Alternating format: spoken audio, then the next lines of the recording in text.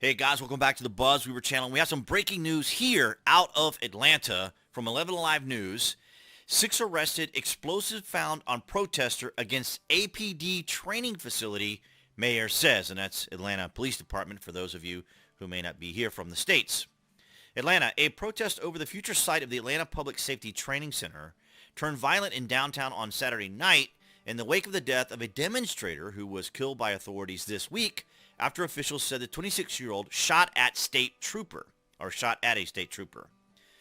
So masked activists dressed in all black threw rocks and lit fireworks in front of the skyscraper that houses the Atlanta Police Foundation, shattering large glass windows near Peachtree Street and Andrew Young Boulevard. Andrew Young was a former mayor of ours here in Atlanta. Just after 6 p.m., police said they lit a police cruiser on fire, smashed more windows, and vandalized walls with anti-police graffiti that is typically bustling with tourists. The protesters have dubbed the training facility as Cop City.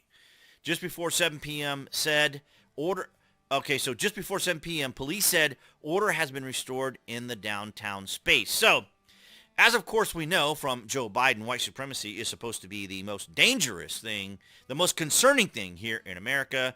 Yet as we know, since the George Floyd incident, we have continued to see these levels of demonstration against police, which of course should be a major concern for the commander-in-chief. But nonetheless, we saw here from Andy No the other day, or yesterday, Friday, police in Atlanta are on high alert following a call to harm police put out by defenders of the Atlanta forest. So these are kind of an activist group here in the Atlanta area, but there's also Atlanta Antifa. I'm not looked into it to see if any Atlanta Antifa have been involved. We'll check more with Andy No here in a moment. An autonomous zone occupation south of the city, so that's kind of like a little area where these guys kind of hang out, right? They want revenge for the gunman comrade who died carrying out a shooting. So obviously the exchange of gunfire with the Georgia State Police.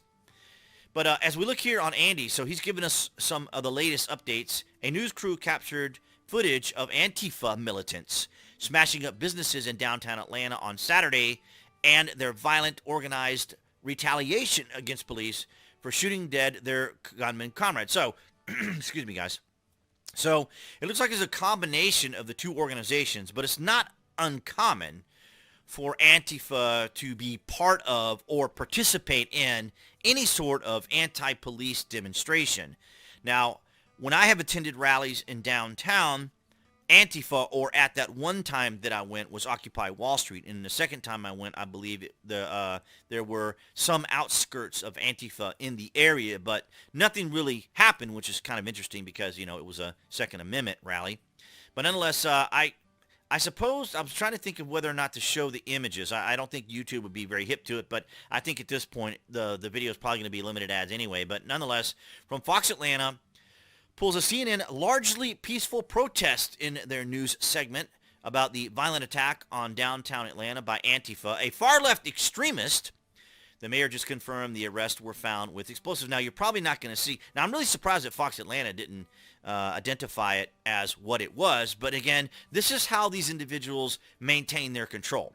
This is how they put fear into society and fear into people, fear into businesses and industry and whomever else they want to go after, like cancel culture. This is why they continue to do this, because most of the DAs that we have seen in some of these states where these protests have continued failed to prosecute. They didn't prosecute any of these individuals, and it's just really amazingly unfortunate. Far-left extremists and Antifa gathered for revenge against law enforcement in Atlanta over the killing of their gunmen at their autonomous zone, smashed up businesses, and set Atlanta police vehicle on fire. So, yeah, these guys have been kind of active, I think, now for several months, if I can remember that, or if I remember correctly. In addition to smashing up businesses, cars, and the Atlanta Police Foundation, far-left extremists came with arson supplies to set an Atlanta police vehicle on fire. The riot was organized as revenge for the gunman, of course, as you guys know. So you can see some of the organizers here. They're not like entirely in Antifa garb. These are really just kind of opportunist activists to be out there just to go after the police, because of course the whole defund the police, the whole strategy, of course, all of this kind of stemming, maybe going, of course, always going all the way back to Zimmerman on the young boy there. I can't recall his name now. I'll probably put it up here on the screen. Going all the way back as far as that. But nonetheless, that is what has been going on here in Atlanta in the last few minutes. Breaking Atlanta Mayor Andre for Atlanta. That's the new mayor of Atlanta now, Andre Dickens. Confirms some of the worst fears following an attack downtown by violent far left extremists. The attacks was revenge for the death of the gunman. Let's take a listen to what Andre's got to say here. Many of them don't even live in Atlanta or in the state of Georgia, and they don't represent the voices of Atlanta. And some of them were found with explosives on them. You heard that correctly, explosives, and that has led to a police officer's car being set on fire, and other destruction has occurred. And so, make no mistake about it, these individuals meant harm to people and to property. And so, Okay, so they're not even from here. And so this is what's not unusual about this coordination that these people involved in. Now, don't kid yourself. These are organized individuals that organize on social media and Facebook, Twitter, Instagram, and of course their own sites, Discord and other areas, Reddit. There's areas for these people to coordinate. So it's not a mystery. And yet, we're supposed to believe that white supremacy is the huge major problem in our country. I would say attacking police, going after police, setting their vehicles on fire, and then, challenging them to a gunfight, as this individual did from this particular activist group. I think that should be a center of focus. And as Andre says here, they're not from the area. And guess who else wasn't from the area during the 2020 election? We had lots of people here from all over the states here campaigning during the 2020 election.